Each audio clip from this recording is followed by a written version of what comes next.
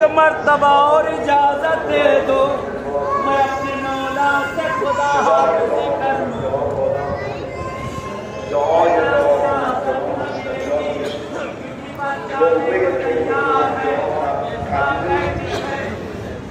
کسی که از خون خدا عشق بگیرد عشقش گفت دارد قد